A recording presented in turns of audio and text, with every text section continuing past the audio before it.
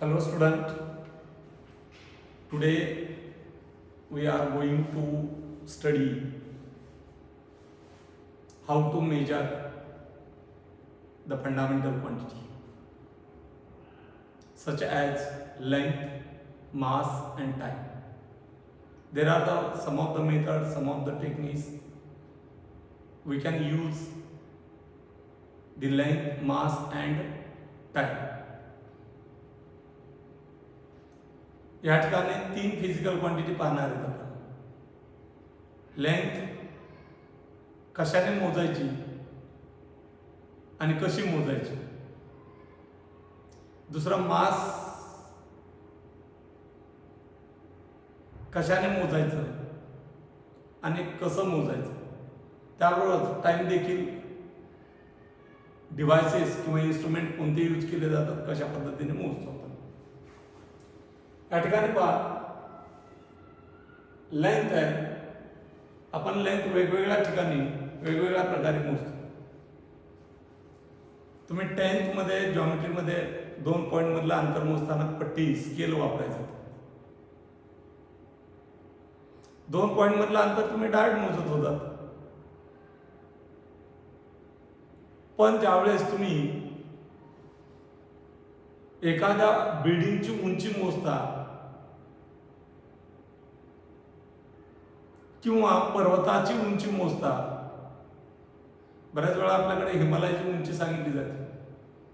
मग हिमालयाच्या डोंगराच्या आत सेंटरला जाता येतं का? नाही.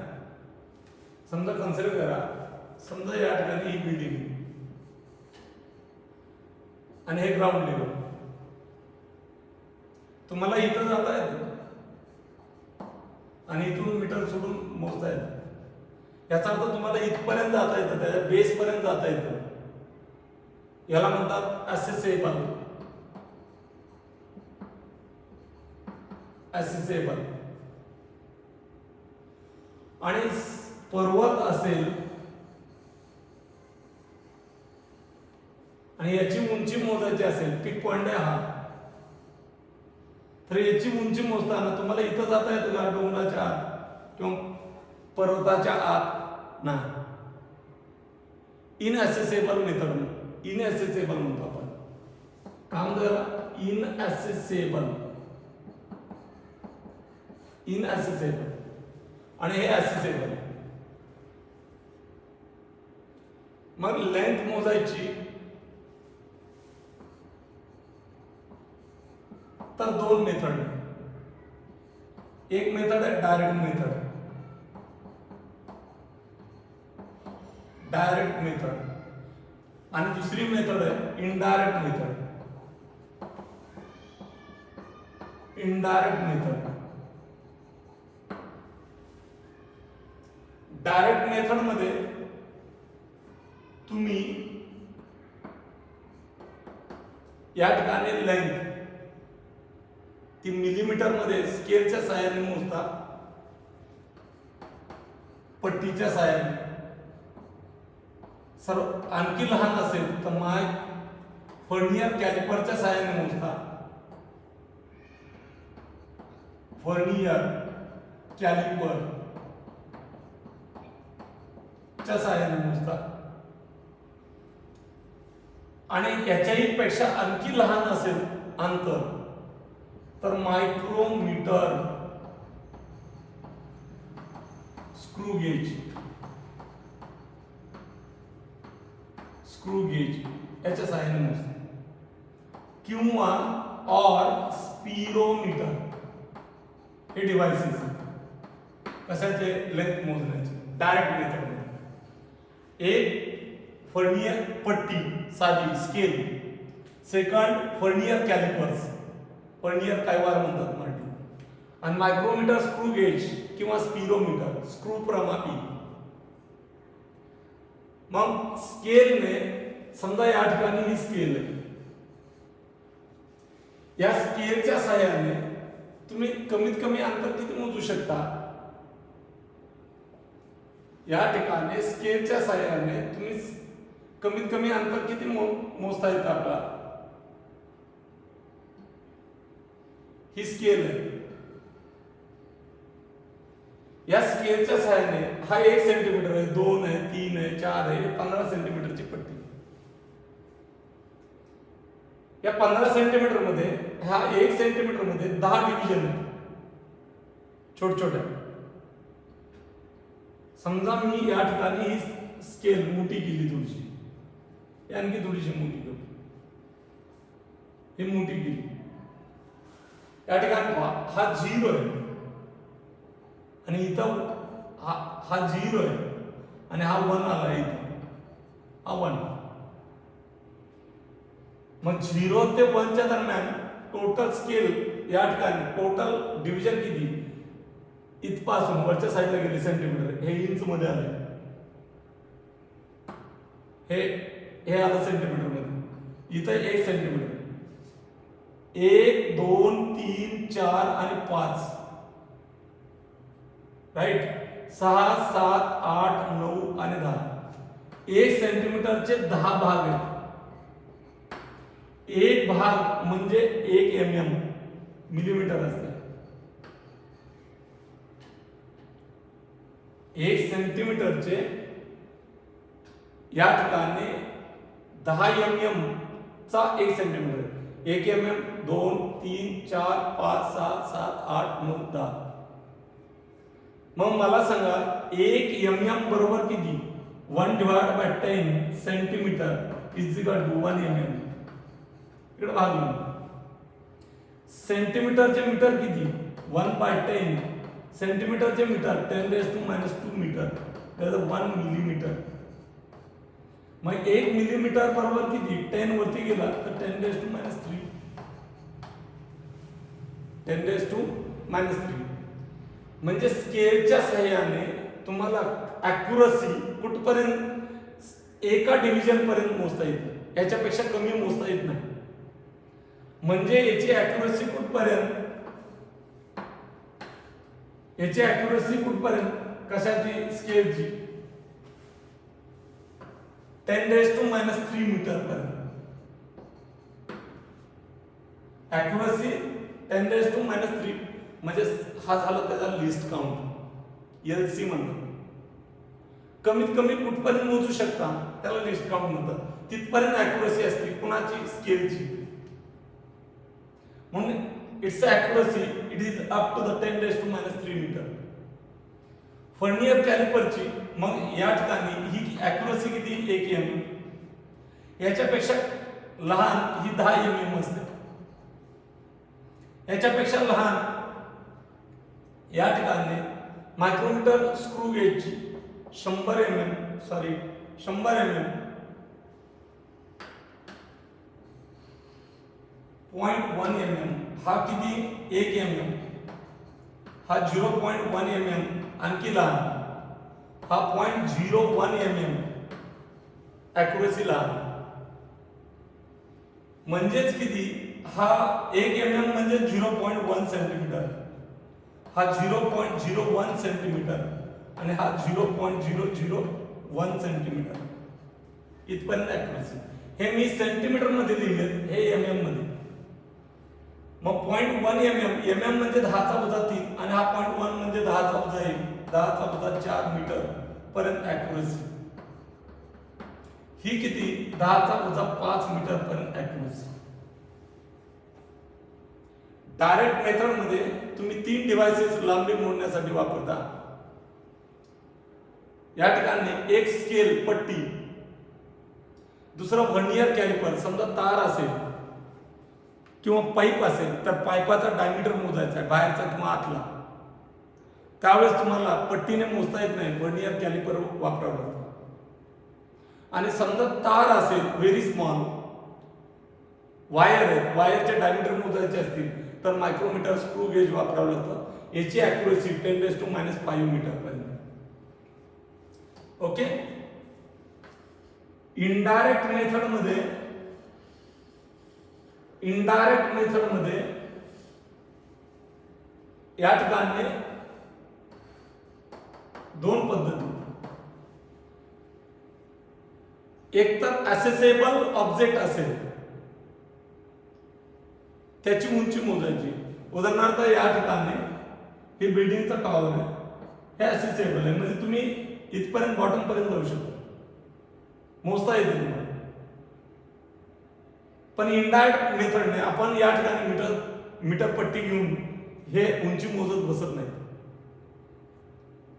डायरेक्ट डिव्हाइस या ठिकाणी हे यापैकी कोणतं डिव्हाइस वापरता येत नाही, हे तर खूप लहान आहे. आणि पर्वत असेल तर उंची डिटरमाइन करताना 0 लेवल ही मानली आणि इथून ही उंची द्यायची. याचा अर्थ तुम्हाला इथं जाता येत नाही, म्हणून आपण याला इनॲसेसेबल मेथड म्हणतो. इनडायरेक्ट मेथड मध्ये एक ॲसेसेबल आणि दुसरी इनॲसेसेबल मेथड, असं आपण लेंथ पाहणार आहे. How to measure. We also seen the inaccessible and accessible. Then today only we can see how to measure the length. See here methods to measurement of a length. काय म्हणलं मी? Methods to measurement of length. मी तुम्हाला अगोदरच सांगितलं there are the two method. किती method आहेत? 2 method आहेत. कशाच्या? Measuring of a length. एक मेथड आहे डायरेक्ट मेथड आणि दुसरी इनडायरेक्ट मेथड. डायरेक्ट मेथड मध्ये आपण डिव्हाइसेस वापरले, इन्स्ट्रुमेंट वापरले. मग one by one we can see here direct method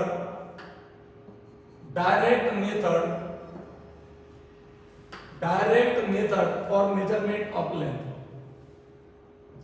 यामध्ये 2-3 डिव्हाइसेस वापरले डायरेक्ट मेथड मध्ये. एक काय वापरलं आपण? मीटर स्केल, आणि दुसरं फर्नियर कॅलिपर, आणि तिसरं काय सांगितलं होतं मी? That is the micrometer screw gauge और स्पिरोमीटर. मग या ठिकाणी मीटर स्केल आहे, मेजरमेंट ऑफ लेंथ, ॲक्युरसी कुठपर्यंत? 1 mm पर्यंत. किती? 1 mm. मग 1 mm टू 10 mm. मग 1 mm टू 10 mm ॲक्युरसी हे महत्वाचं आहे. हे रेंज दिली मी 10⁻² पर्यंत. पण सर्वात महत्वाचं आहे ॲक्युरसी कुठपर्यंत? 10⁻³ मीटर पर्यंत. Right. Second, vernier calliper is used for measurement of line. Accuracy कुठपर्यंत? Up to 10⁻⁴ metre. Up to 10⁻⁴ metre. आणि याच्यापेक्षा अंतर कमी असेल मायक्रोमीटर स्क्रू गेज, म्हणजे स्क्रू प्रमापी वापरला जातो. तो मी नंतर सांगेल तुम्हाला की मायक्रोमीटर स्क्रू गेज कसा, किंवा स्पिरोमीटर वापरला जातो आणि त्याची ॲक्युरसी किती? Up to 10⁻⁵ metre. त्यामुळे लक्षात ठेवा मीटर स्केलची ॲक्युरसी कुठपर्यंत? 10⁻³ मीटर पर्यंत. व्हर्नियर कॅलिपरची कुठपर्यंत? 10⁻⁴ मीटर पर्यंत. आणखी लहान होत जातं. आणि मायक्रोमीटर स्क्रू गेज किंवा स्पिरोमीटर याची कुठपर्यंत? 10⁻⁵ मीटर पर्यंत. इथपर्यंत लहानात लहान इथपर्यंत लिस्ट काउंट येते. याच्यापेक्षा खाली असेल तर एरर. मग ॲक्युरसी इथपर्यंत आहे. कुणाची? Metre scale. Second vernier calliper किती? 10⁻⁴. आणि मायक्रोमीटर स्क्रू गेज किंवा या ठिकाणी स्पिरोमीटर याचे 10⁻⁵ मीटर. इनडायरेक्ट मेथड या ठिकाणी पहा. सेकंड नंबर आहे indirect method for measuring the large distances. Large distances मोजण्यासाठी या ठिकाणी इनडायरेक्ट मेथड यूज केल्या जाते. त्यामधली एक मेथड आहे ट्रायंगुलेशन मेथड, म्हणजे ट्रायंगल. एक मेथड कोणती? Triangulation method for height of an accessible height. कसली हाईट मोजायची? Accessible height. मग कन्सिडर करा, समजा ही हाईट आहे, ही ॲसेसेबल हाईट आहे, म्हणजे तुम्हाला इथपर्यंत जाता येतं. ए बी नाव दिलंय, ती हाईट एच, आपला एच काढायचं आहे.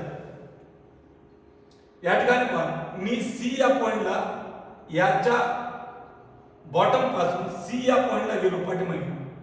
किती पाठीमागे आलो x आणि इथून मी या ठिकाणी व्ह्यू केलं इकडे पाहिलं. इथून या ठिकाणी a कडे पाहिलं. हा समजा माझा डोळा आहे. या डोळ्याने याच्याकडे पाहिलं असं. बॉटम तर आहे ते तुमच्या 0 लेवल. नंतर इकडे पाहिलं अँगल मला या ठिकाणी अदर कोन म्हणतात. त्याला अँगल ऑफ इन्क्लायनेशन म्हणतात. मग हे अंतर मला माहिती आहे मी पाठीमागे किती सरकलो आणि त्याच्याकडे पाहिलं. That is x. हा थीटा मोजता आला मला. एच मला काढता येईल. म्हणून या ठिकाणी AB काय that is the height of tower. C काय point of observation from point B at a distance x. मी इथून ऑब्झर्व करतोय. पॉइंट ऑफ ऑब्झर्वेशन याचा अंतर किती रे x कुणापासून B पासून. मी इथून ऑब्झर्व करतोय. हा डोळा माझा मी इथं ठेवला. इथून ऑब्झर्व करतोय. त्यामुळे point of observation from point B हे किती x. मी A कडे पाहिलं त्यावेळेस या CBC किती अँगल केला दॅट इज द थीटा. म्हणून या ठिकाणी theta be the angle of elevation. Theta be the angle of elevation. Then see in triangle ABC मला हा H काढायचा आहे. मला x माहिती थीटा माहिती. मग मला सांगा समोरची आणि लगतची माहिती. तर इन ट्रायंगल ABC मी ट्रिग्नोमेट्रिक रेशो वापरला. tan of theta is equal to समोरची भुजा भागिले लगतची भुजा. tan theta is equal to h divided by x. h काढायचा आहे. x इकडे घेतला लेफ्टला तर h is equal to x into tan of theta. We get the height of tower that is h is equal to x into tan of theta. म्हणजे टॉवरच्या base पासून किती दूर अंतरावरून तुम्ही ऑब्झर्व करता टॉपकडे आणि टॉपकडे ऑब्झर्व केल्यावर तुम्हाला अँगल मिळेल आणि हे अंतर माहिती त्यावर तुम्ही हाईट मोजता. तुम्ही हाईट इथं डायरेक्ट मोजली का नाही मोजली आणि म्हणून याला इनडायरेक्ट मेथड म्हणतात. पण तुम्ही त्याच्या बेस पर्यंत जाऊ शकता बॉटम पर्यंत जाऊ शकता म्हणून याला ऍसेसेबल म्हणतोय आपण. सेकंड इनऍसेसेबल पाहणार आहे. या ठिकाणी बी ट्रँग्युलेशन मेथड आहे for height of an inaccessible object. ज्या ऑब्जेक्टला असेस करता येत नाही म्हणजे या ऑब्जेक्टच्या बेस पर्यंत जाता येत नाही. उदाहरणार्थ हा माउंटन आहे. माउंटनची हाईट काढतो. माउंटनची हाईट काढतो तर मी या ठिकाणी पहा कन्सिडर करा. समजा या ठिकाणी हा माउंटन हा माउंटन आहे. मग मला सांगा बी पर्यंत जाता येतं का नाही म्हणून इनऍसेसेबल म्हणतो. हा ऑब्जेक्ट म्हणजे माउंटन आहे आणि या बी पर्यंत जाता येत नाही. या माउंटनच्या आत जाता येत नाही म्हणून इनऍसेसेबल म्हणलं मी. मग मी या माउंटन पासून सुरुवातीला बी पासून सी पर्यंत एक्स एवढ्या अंतरावरती मागे सरकलो आणि इथून माउंटनच्या टॉपला ऑब्झर्व केलं. त्यावेळेस अँगल किती केला अँगल ऑफ इन्क्लायनेशन थीटा बनला. त्यानंतर मी त्या पॉइंट पासून डी पर्यंत सरकलो पाठीमागे. किती अंतर डी पॉइंटला पोहोचलो आणि परत ऑब्झर्व केलं कुणाकडे ए कडेच. त्यावेळेस अँगल किती केला थीटा 2. याचा अर्थ मला एक्स माहिती डी माहिती एक्स माहिती डी माहिती एच काढायचा आहे. पण हा एक्स मला कॅन्सल करायचा आहे कारण हे पर्वत जर असेल असा तर मला इथं हे अंतर मोजता येत नाही. त्यामुळे माझ्या फॉर्म्युल्यात एक्स आला नाही पाहिजे. डी मी इथून एवढा अंतर बॅक साईडला सरकलो. याचा अर्थ हे मला माहिती. त्यामुळे तुम्हाला डी च्या फॉर्म मध्ये आणि थीटा 1 आणि थीटा 2 च्या फॉर्म मध्ये एच डिटरमाइन करता आला पाहिजे. म्हणून सी आर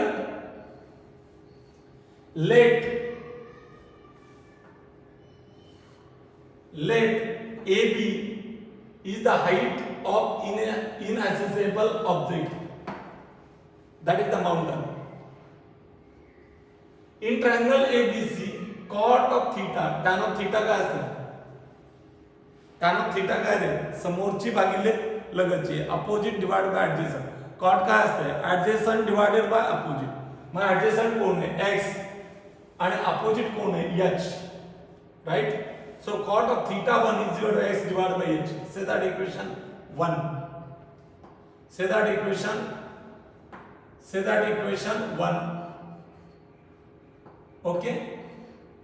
Say that equation 1. आता आपण समजा d पर्यंत गेलो. d पर्यंत गेलो म्हणजे या ठिकाणी हा ट्रायंगल यूज करा. इथे अँगल आहे थीटा 2. मग cot of theta 2 is equal to काय? AB divided by BD. BD किती आहे? D plus x. मग cot of theta 2 is equal to adjacent cot of theta 2 is equal to adjacent divided by opposite. Okay? मला D cancel करायचं आहे, sorry x cancel करायचं आहे आणि मोठी संख्या कोणती? x plus d. त्यामुळे या इक्वेशन मधून हे इक्वेशन सबट्रॅक्ट करा. सबट्रॅक्टिंग इक्वेशन 1 हे इक्वेशन याच्यातून सबट्रॅक्ट करायचं. डाव्या साइडला वजाबाकी करायची, उजव्या साइडला. So cot of theta 2 equation 2 मधून 1 सबट्रॅक्ट करायचे. इक्वेशन 2 मधून 1 सबट्रॅक्ट करायचे. त्यामुळे 2 ची डावी साइड अगोदर घेतली, ही वजा केली मी 1 ची डावी साइड. डाव्या साइड मधून डावी साइड सबट्रॅक्ट. मग या ठिकाणी x plus d divided by h, 2 ची उजवी साइड आहे, minus x divided by h. Denominator कसा आहे? सेम आहे. त्यामुळे न्यूमरेटरची काय होईल? वजाबाकी. म्हणून x plus d minus x. x plus d minus x divided by h. x ला x कॅन्सल झालं. d माहिती तुम्हाला किती पाठीमागे सरकला? हाईट माहित नाही. थीटा 1 आणि थीटा 2 त्या दोन पॉइंट वरून माउंटनच्या टॉपला ऑब्झर्व केल्याच्या नंतरचे अँगल ऑफ इन्क्लायनेशन तुम्हाला मोजता येतं. त्यामुळे तुम्हाला थीटा 1 माहिती, थीटा 2 माहिती, d पाठीमागे किती सरकला ते माहिती, ते अंतर माहिती. याचा अर्थ तुम्हाला h काढता येईल त्या माउंटनचा. We cannot measure directly.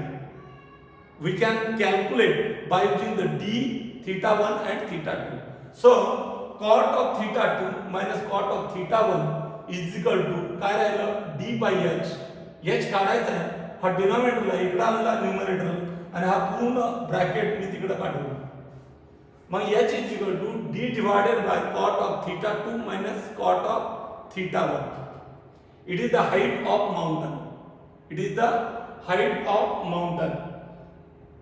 परत वापस एकदा मला सांगा, आपण काय मोजतोय आजच्या लेक्चर मध्ये? आपण काय पाहिलं? लेंथ किती मेथडने मोजता येते? 2. एक कोणती? डायरेक्ट मेथड आणि दुसरी कोणती? Indirect method. Right?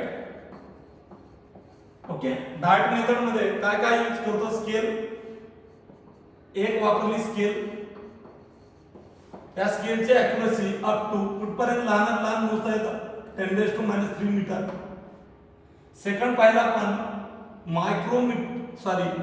Vernier callipers. याने कुठपर्यंत मोजता येतं? 10⁻⁴ मीटर पर्यंत. आणि तिसरं पाहिलं होतं मायक्रोमीटर स्क्रू गेज और स्पिरोमीटर. काय पाहिलं होतं? स्पिरोमीटर. याने ॲक्युरसी कितपर्यंत? लहानात लहान 10⁻⁵ पर्यंत तुम्ही जाऊ शकता. ही मोठी याच्यापेक्षा, ही याच्यापेक्षा लहान आणखी, म्हणजे आणि याच्यापेक्षा लहान ही, म्हणजे सर्वात जास्त ॲक्युरसी याची असेल. जेवढं लहानात लहान मोजता येतं तेवढी ॲक्युरसी जास्त. इनडायरेक्ट मेथड मध्ये आपण ट्रँग्युलेशन मेथड वापरली. कोणती? ट्रँग्युलेशन मेथड ही वापरली. इनडायरेक्ट मेथड मध्ये आणखी आपण पुढे जाणार आहेत, पॅराडॉक्स पाहणार आहेत. सध्या ट्रँग्युलेशन मेथड मध्ये ऑब्जेक्ट कसले असतील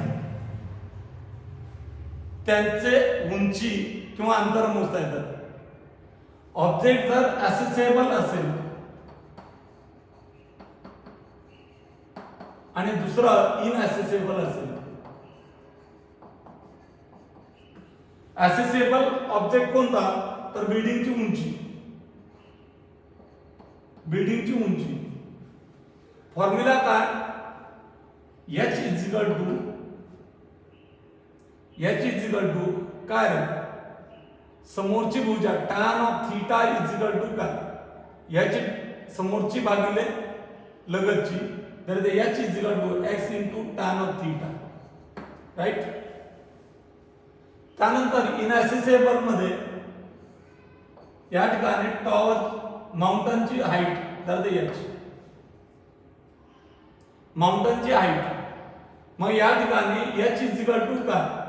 d डिवायडेड बाय काय आलं होतं आपलं? cot of theta